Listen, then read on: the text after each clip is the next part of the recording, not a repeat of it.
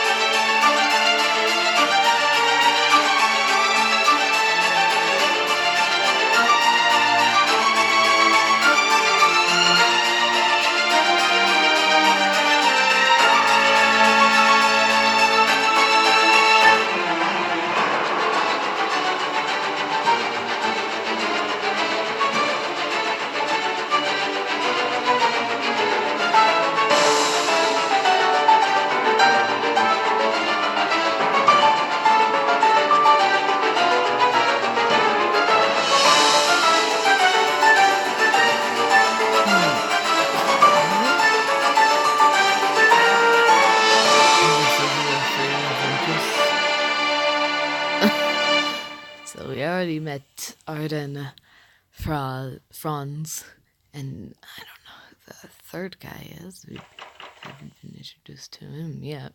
Huh. Me. What is that infernal noise? Sir? Sir, are you awake? I bolt upright, rubbing my eyes hesitantly. That's right. I'm trapped in this castle of death for a so-called celebration. But more importantly, is that his voice? I think it is. I grab a pillow from the bed and hold it in front of my legs for modesty's sake, then storm over to the door to unlock and fling it open. Sir, I apologize for... You damned sorry excuse for a butler, or manservant, or whatever the hell you are. You shoved that little girl onto me last night, and she ran off before I could do anything.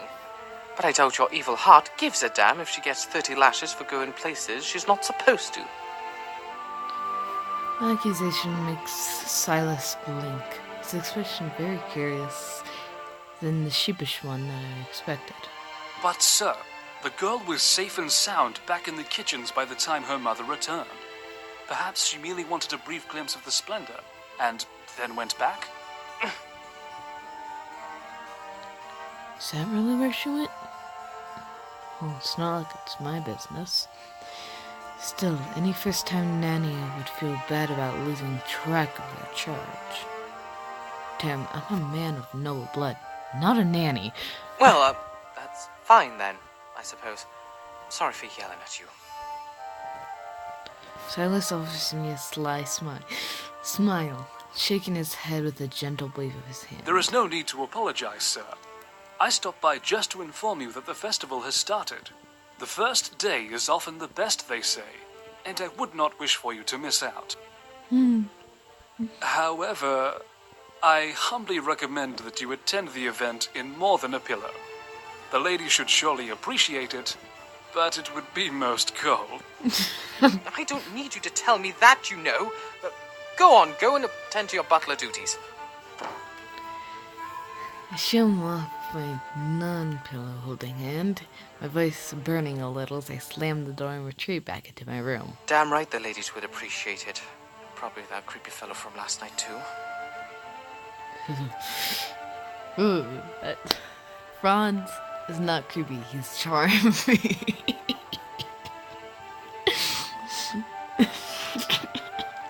No, he's complete creep. Tossing the pillow aside, I set about dressing myself, muttering all the while. Well, even if there is some kind of foreign death warrant on my head, I'm fairly sure I'll be safe in the broad daylight. But what if that's what they want me to think? What if broad daylight is actually when I'm in the most danger? An assassin could blend into the crowd easily. Nope, perhaps I'm just a little paranoid, a lot paranoid. I just have to become one with my phobia and stay away from everyone with an ancient or unusual, with an accent or unusual features. That should do the trick. But chocolates from Pruivia are just so superb, and the cakes from the Cotarian capital are to die for. Also, foreigners tend to be have a lot more interesting stories to tell. But I'm hopeless. Sorry I can't be raving nationalist like you, father. After I finish getting ready, I head back over to the door and slip into the hallway. What's that in my stomach? Alright. I suppose I haven't eaten since my snack during the carriage ride last evening. Well, I'm sure they have food in the festival stalls. I wind my way down the corridors and trot down the stairs, returning to the main hall while keeping my eyes peeled for any would-be attackers. Seems though like most of the guests have already gone outside, although a few are still milling about in this ridiculously huge foyer. I stay on careful alert for that demonic woman too, whose threat rivals any assassin. Me. As I saunter towards the doors, I notice a man with long dark hair leaning by the guard entrance, intently reading a long scroll. Ooh, I like this man. He has long hair. That's why I like him. You could braid that hair. You could put it in a ponytail and a bun. He'd look good in everything, I think. As in, very intently, he looks as focused on paper as a starving dog with a bone.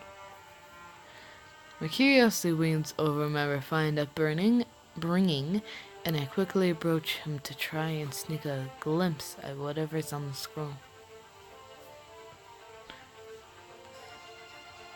Oh, before I could so as catch a word, he abruptly spins to face me. A pair of hawk-like eyes behind angular glasses flick down onto bare holes through my face. I was just going to pick some lint off your shoulder, you see. Is that so? Ooh, I like your voice. Oh, and he does has his hair in a ponytail. It's just so long. I'm dying. I'll be right back. I'm back. Woot. Okay. I don't think I've been given such an icy glare since I told my mother she looked fat in one of her dresses. Except I don't call my mom fat because she's gorgeous. And fat people aren't fat people are gorgeous. Can be gorgeous. I know quite a few fat people that are gorgeous. But like, I don't call my mom fat. Even though technically she is. But she's beautiful, so who cares, you know? Anyways, this beautiful man right here. Look at him. I love that ponytail. I love your hair. Yes, headed out to the festival and all that.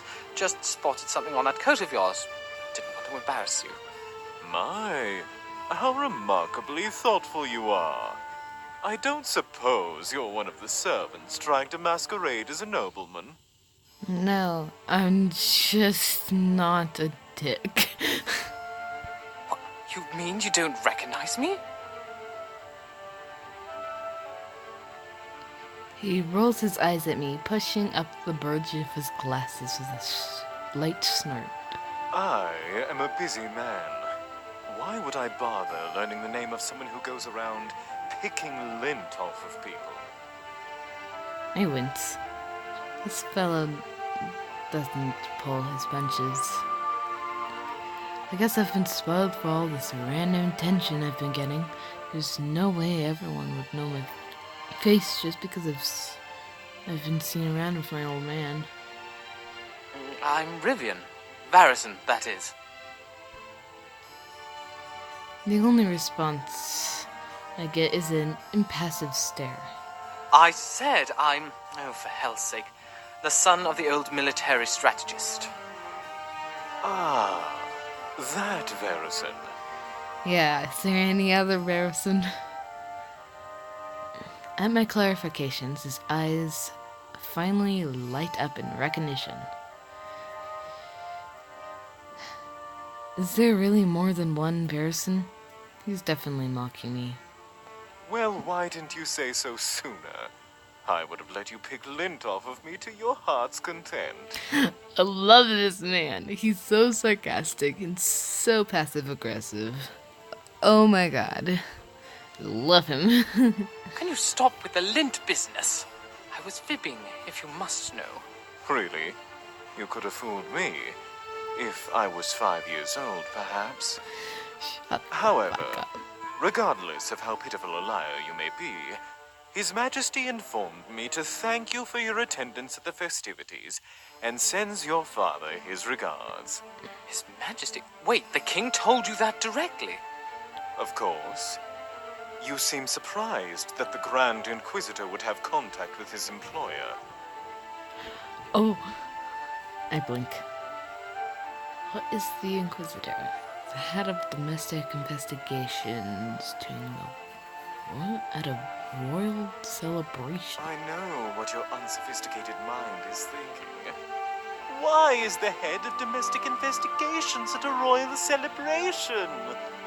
Well, my occupation requires me to be present at such important events. How did you know? How did you know? Well, I can see how he got his job. Except he's rude AF. Now that I think about it, though, haven't I heard of this man before? What was his name again? I don't recall it. Damn, I can't remember for the life of me. Something started with an L, I think.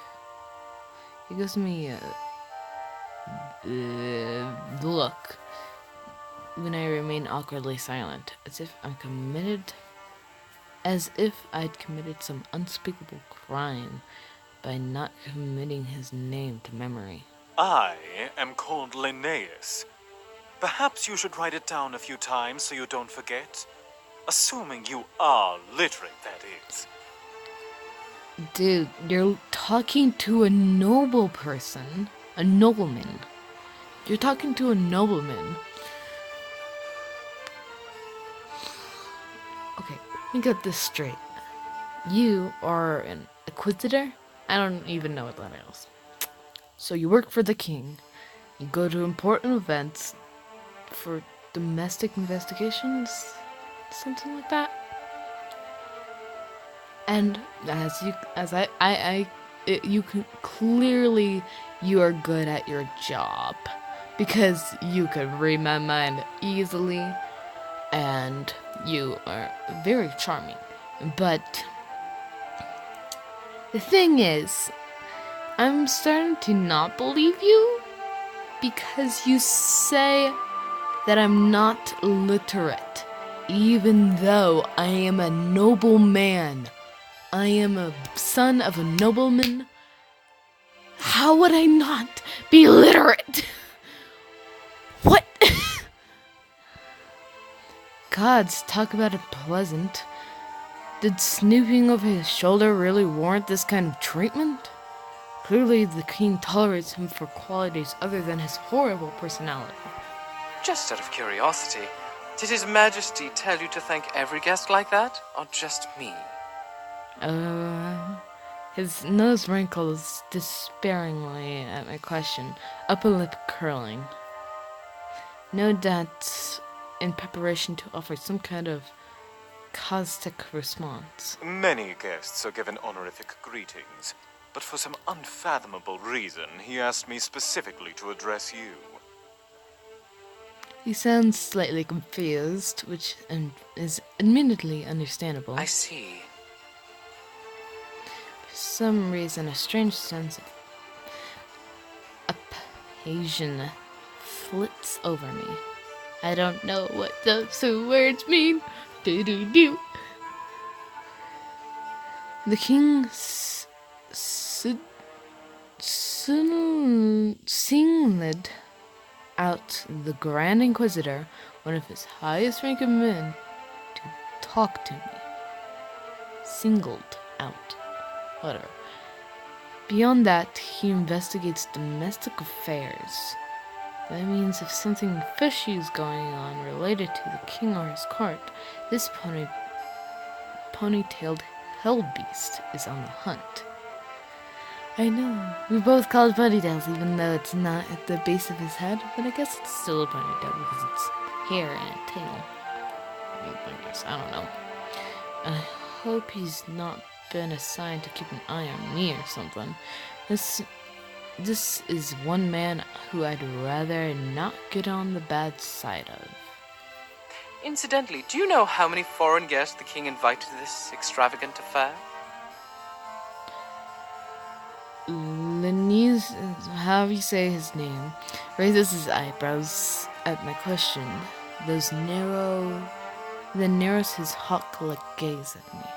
There are no more than 6, with 4 of those being ambassadors. All of them equally dislikable, if you ask me. Do you find anyone likable, except for your reflection? Ooh, you go, Rivian. Perhaps I'd like you, if you were more like your father and less of a spoiled child. I'm starting to wonder what the sentence is for punching the Grand Inquisitor. Ah, your primitive mind is contemplating violence, is it not? I advise you not to raise a hand against me. Not even the Varison name will save you from the consequences. I know. Or at least I know, not even apparently. With a defeated growl, I turn towards the doors with intent to head off before I end up getting thrown another insult. Oh, before you head off to cause more trouble.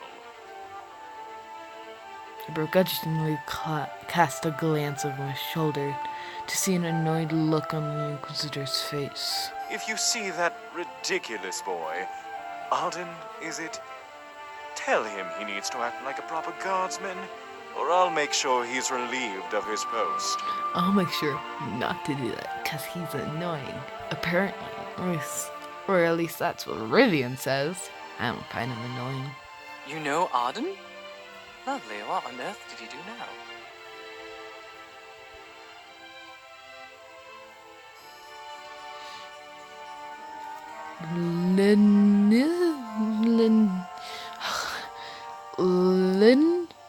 Linnaeus. I don't know.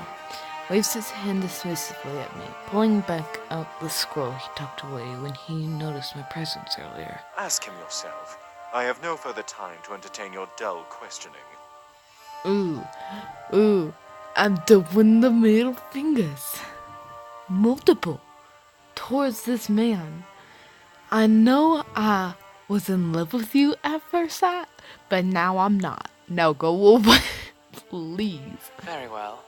I'd pull up a chair for you before I left, but sitting down would surely drive the stick buried in your rectum to an uncomfortable depth. Do have a good morning. Ooh.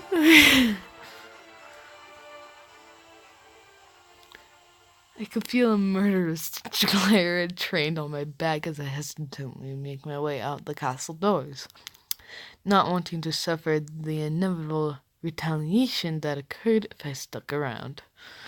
But as the cold breeze hits my face, I enter into the lavish grounds outside. I breathe a sigh of relief. With luck, I'll never have to run into that unpleasant man again. More importantly, I could see the bustling festival stalls ahead, and excitement bubbles inside me as I follow the stream of guests heading towards them. I don't think I've ever been to a proper festival. Maybe I'll have a chance to get some fun souvenirs and actually relax a little. Perhaps this celebration won't be so bad after all.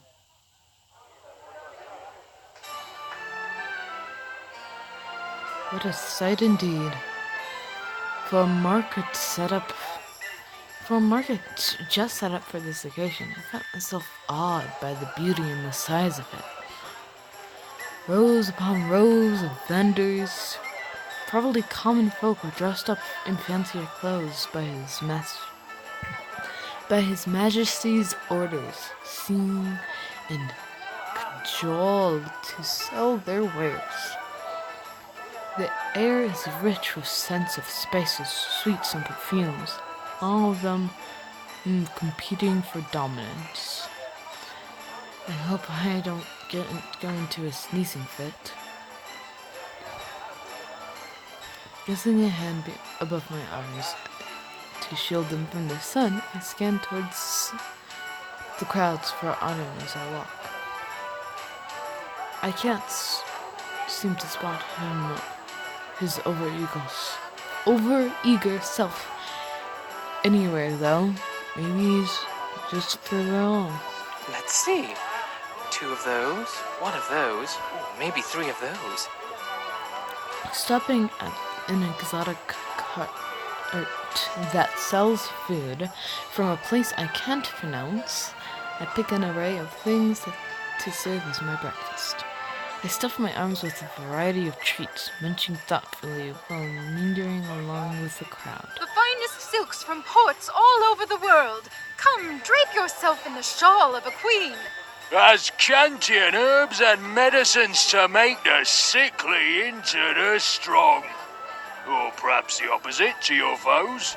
Buy the best vintage of our Royal Highness's favourite wine, pressed from the kingdom's best grapes. Ah, a domestic product among all these important ones. Who really cares if it's the king's favorite wine, though? Mine's only good for getting drunk. It could taste like boiled boots as long as it gets the job done. Well, you have different opinions, as everyone else do. As I head through the streets, someone suddenly bumps into me against my side. Oh, excuse me. Oh, she's pretty. Ooh, her eyes match her dress. That's the first thing I notice. Oh, I like her earrings. They're like jewels or something. They kind of look like jewels. And her hair is braided. Ooh, I love braided hair. A delicate female voice comes from beside me. I quickly turn to see a pretty girl curtsying apologetically. I beg your pardon, sir. It's very hard walking in these shoes all day, and I'm starting to get a bit wobbly. I glanced down at her shoes. Ouch, those heels are razor thin and obscenely tall. Poor woman. I should be the one to apologize. I suppose I'm rather spoiled, getting to plod around in these comfy boots all day. A happy grin spreads on the lady's lips as at my remark. I can tell from her fine clothes and mannerisms that she's one of the king's guests, not someone to sell whims. I'll keep about an eye on where I'm going next time. Oh, by the way, I'm looking for someone. I wonder if you might have seen him. What a twist of fate. I'm looking for someone too. What's yours look like? Let's see, he's an older gentleman with a red coat and a rather round nose and a little on the larger side.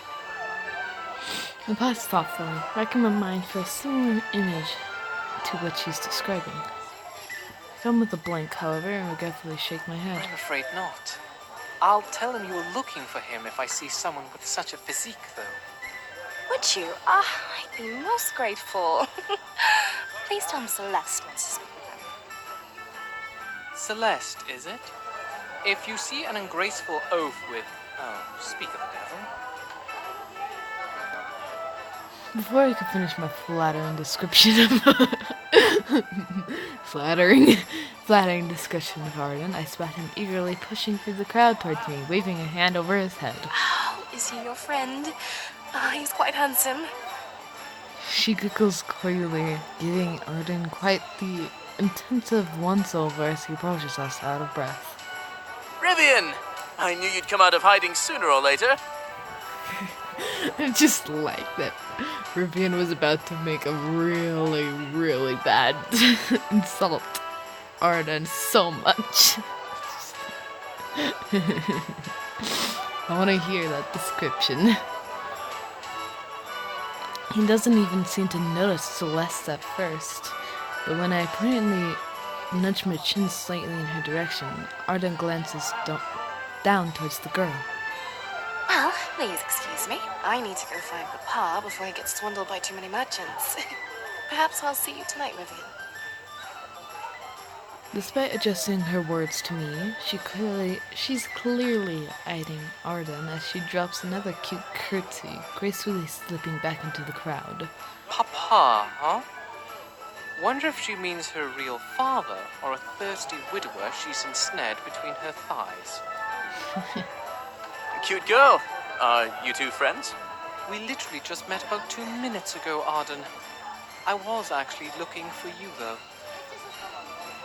I trail off, figuring it was probably not the best idea to add as a meat shield against any assassins. Unsurprisingly, Arden's eyes light up. If I don't bear a grudge against him, I'd find it rather cute. Look, we're blocking traffic. Come on. I push his shoulder forward with one hand, steering him along as we stroll forward past the stalls. Your face looks a little strained, Riv. Is something bothering you? Did you buy spoiled food off one of the merchants by accident? I hesitate, casting an uncertain glance over at Arden's curious expression. Franz's words from last night are still lurking in the back of my mind. And sharing them with someone who's suddenly make me feel a little more at ease. However, it's been 4 years since I last saw Arden, and for all I know, he could have gotten even worse at keeping his mouth shut than he already was. No, don't worry about it. There was something I did want to ask you, though.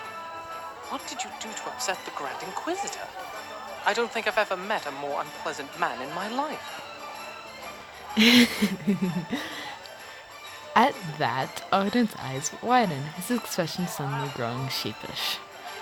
Oh, him? He's even worse than you are, Riv. I thought he was going to chop my head off just for leaving my room at night. What? You mean guests aren't allowed to leave their rooms? No, they are. It's just... Well, I was just nosying around places I wasn't supposed to, probably. Well, if that's not an Arden-esque thing to do, I don't know what is. He's a little uncomfortable, though. I wonder what kind of place Lauren has found himself in. You don't act anything like how a royal guard ought to, you know. Just because you're off duty for a week doesn't mean you can stir up mischief as you please. I know that. I'm older than you, Riv. You can't scold me like a kid. Well, guess what? I can't and did. I think I'm gonna go for Arden. Franz is like a close second. If it leans that way, I won't be sad. But like Arden, cutie pie, cinnamon roll kind of. Like a cinnamon roll that wants to cause trouble, which is beautiful. Oh, how wrong you are.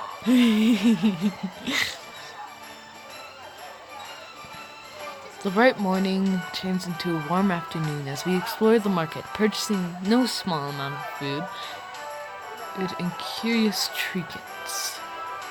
Before I knew it, I'm carrying around a bag made of exotic leather with an assortment of colognes, books, and fine souvenirs tucked inside.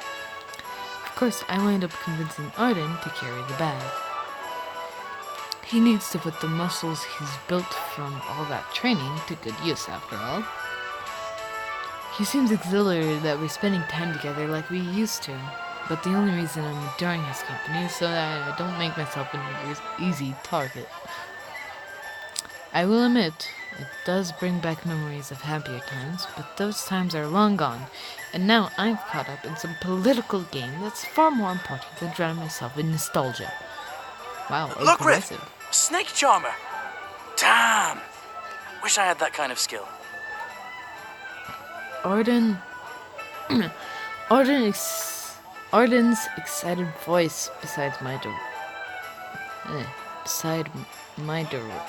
directs my attention to a man seated on a carpet nearby, surrounded by a thick circle of murmured admirers. Let's go watch him.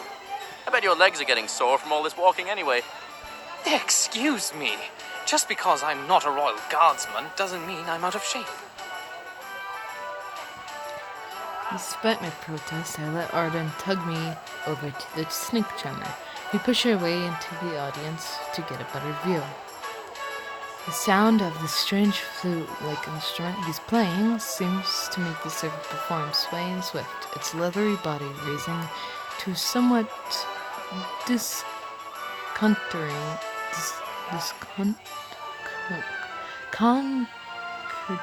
height. I don't know what that word is. I watch for a little while, but boredom soon overcomes me, and I turn to search for Arden and drag him off. Arden? Oh God. It seems you're still a little careless about leaving your back exposed. Someone suddenly presses against me from behind. A low chuckle echoes in my ear. A familiar, sensual voice. Oh my God, Franz. The rough grasp of the large hands on my shoulders. This is... What the hell are you doing here? Stalking more victims? Okay, I don't mind this. We lost Arden, but that's okay. We got Franz. Oh, that's rather cold, isn't it? I've been keeping an eye on you. Let's just say that much. Okay, that's kind of creepy, Franz. But I usually like creepy characters, apparently. Oh God. Like Eric from Seduce Me, and Damien from Seduce Me, and Diana from Seduce Me. I like a lot of characters from Seduce Me. Oh, and Simon from Seduce Me. Oh, that cute little creepy stuffed animal. Anyways. Those words alone are more than a little unnerving. Who is this man? If you want a few more details, you'll have to leave your friend behind for a few moments. But the choice is yours, little kitten. That nickname, though. I see Rivian as a cat, too, my man. Rivian is definitely an aggressive cat. Its claws bared all the time. After whispering those warm words against my ear, he steps back and I quickly turn to see him beckoning me with a curled finger. Ooh, this is a choice between Arden and Franz.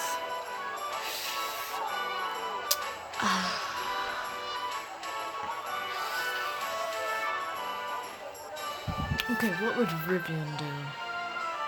He hates both men a lot, like a whole fuck ton.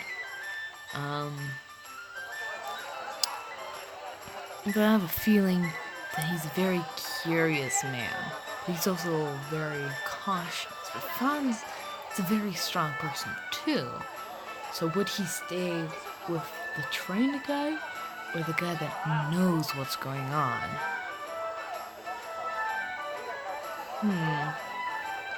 Let's follow Franz. Let's follow Franz. Let's go for Franz because I want to. As much as I loathe the idea of scampering after Franz like a lost kitten, he seems to think of me as much as I loathe the idea of scampering off after Franz like the lost kitten seems to think of me as, I want some answers from him. Faintly apologizing to Arden in my head, I weave through the crowd and follow the tall figure, who waits for me to catch up before continuing on. Wait, does Arden still have that bag full of your goodies? Good. I'm glad you're being sensible. Besides, you don't really enjoy that boring guards company, do you? Well, you are more interesting. But Arden is adorable. His beautiful hair. But you're the only one that looks like a real person? Is that the right way to put it? Like, it looks like you would be a real person in real life. So, I feel more attached towards you, even though you're super fucking creepy.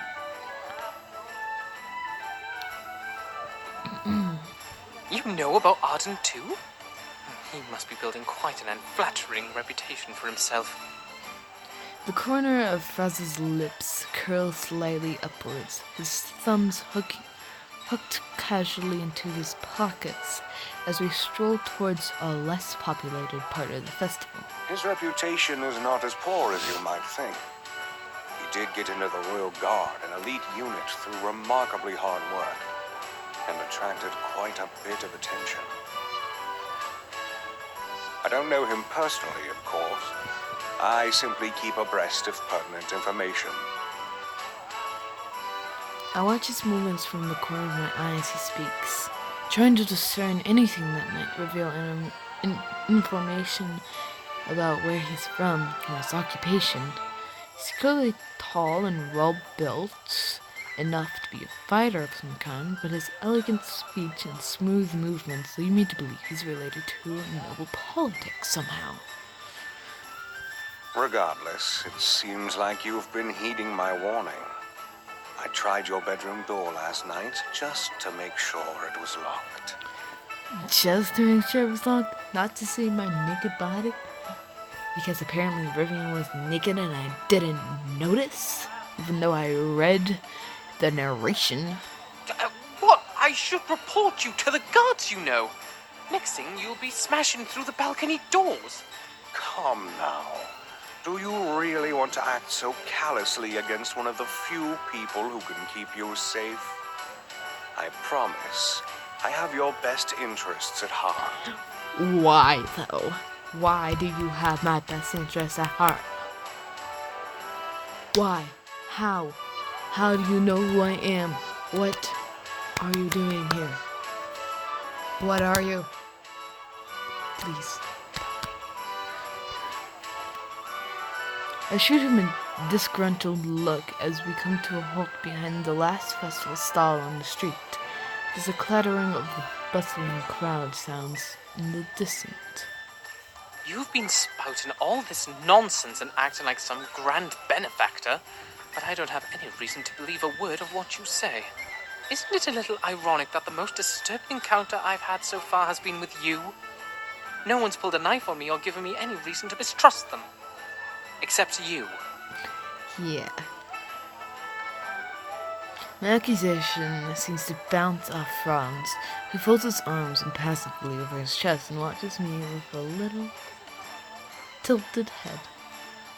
A hint of a smirk stays on his face, which surely can only mean bad things. I guess it'd be rather hypocritical for me to tell you to be on your guard around others, but not give you a reason to trust me. A little kitten learns fast. I'm not a little kitten. I am a little lion. Roar. Can you cease and desist with this kitten nonsense? It might work on some shy maiden, but I assure you I'm nothing of the sort. Really?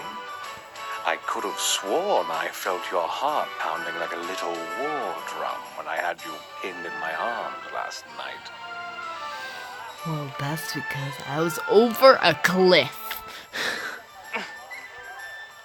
However, returning to the subject at hand, there are a number of reasons I could give as to why I want to help you, but I doubt you'd believe any of them at this point.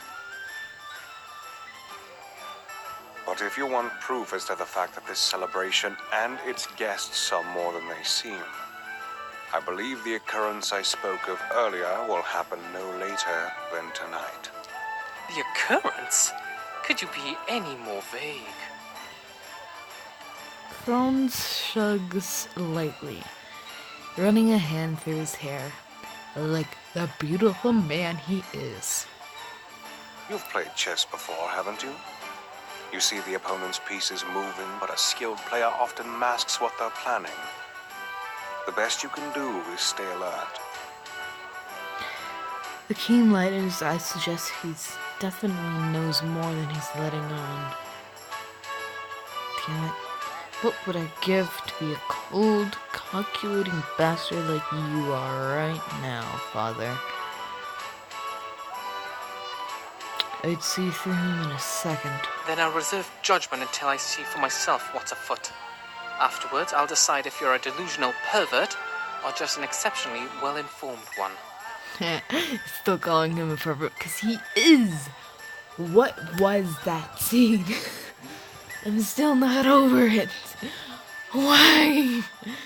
I know you were trying to make a point, my dude, but like, why did you do that? Anyways.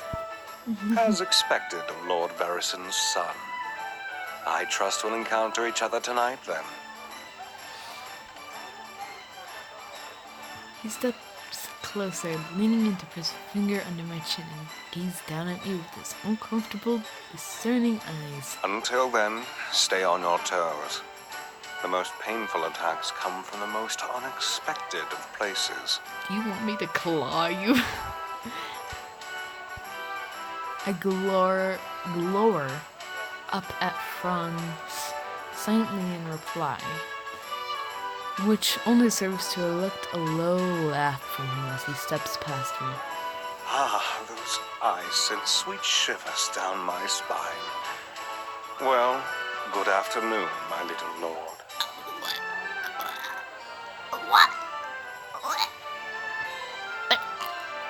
I'm trying to put myself in Rivian's shoes, but how can I still love this man after he just said that? Fuck. He disappears around the edge of the stall, presumably returning to the street. I sigh quietly to myself as his footsteps fade.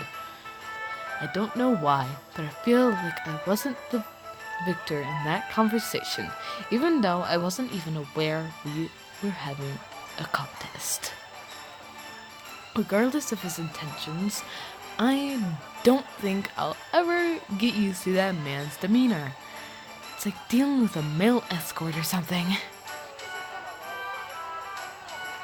Sulking a little to myself, I head back to the street, returning to the direction Franz and I came from. When I return to St. Charmer's circle of admirers, I catch Arden running around searching for me, and tell him I went off to leave myself in some bushes. He gives me a somewhat dubious look at my excuse and doesn't question it. Well, it's none of his business anyways. He'll probably pop a vein if I told him about Franz.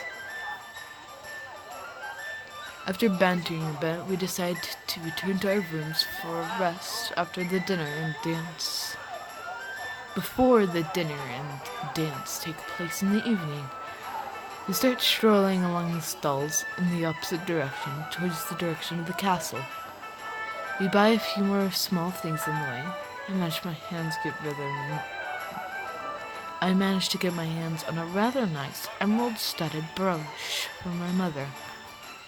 Oh, for your mother, because you're a good son, except when you're talking about your father, because he put you in this situation. Ooh. By the time we arrive back at the castle entrance, it's already turning to late afternoon, the sun's golden shape gradually descending in the west. I part ways with Arden, denying his requests as to show him my room and hurry back to the second floor.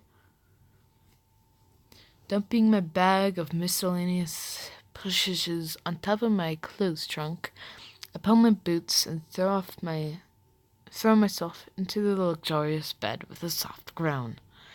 Despite how tired I am from all the walking around, the strange tension won't leave my body. I won't go as far as to say it's feeling of foreboding, but it's as if some sixth sense I have is tingling, rather honestly. It's all that bastard Franz's fault, making me all paranoid. Wallowing logically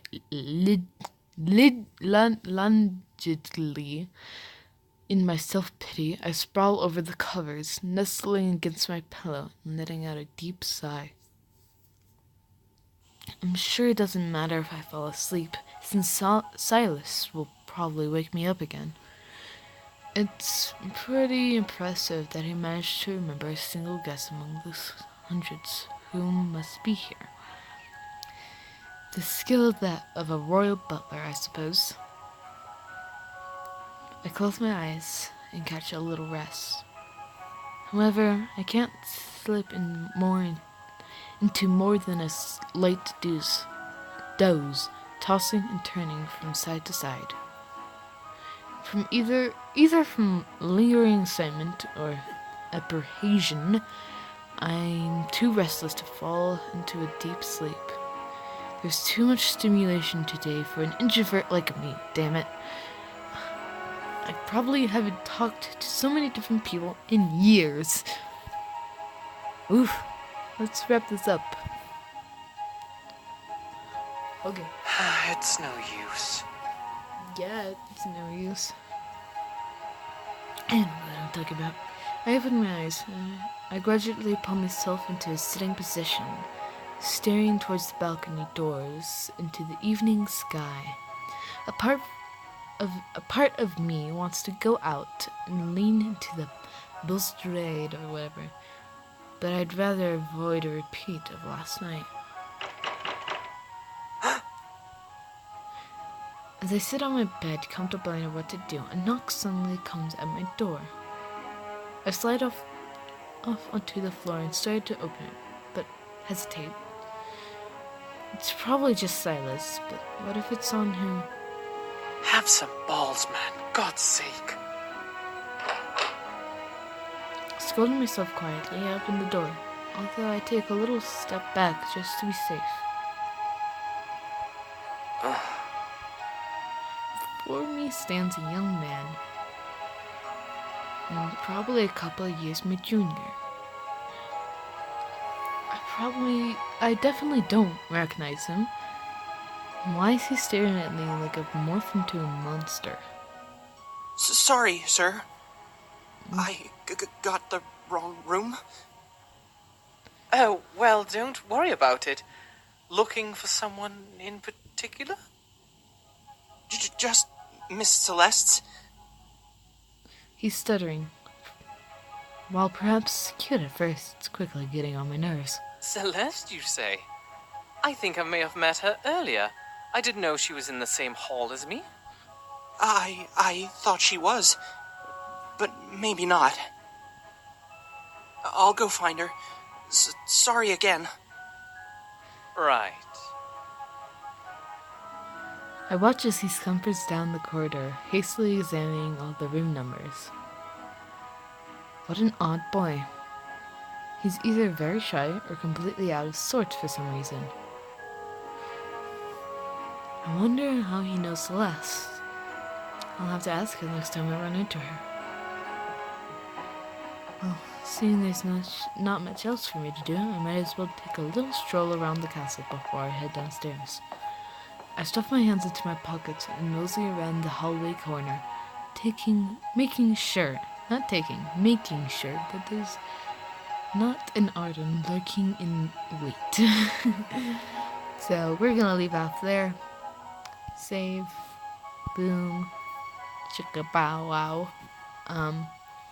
So I'll see y'all whenever I make another video. Bye bye.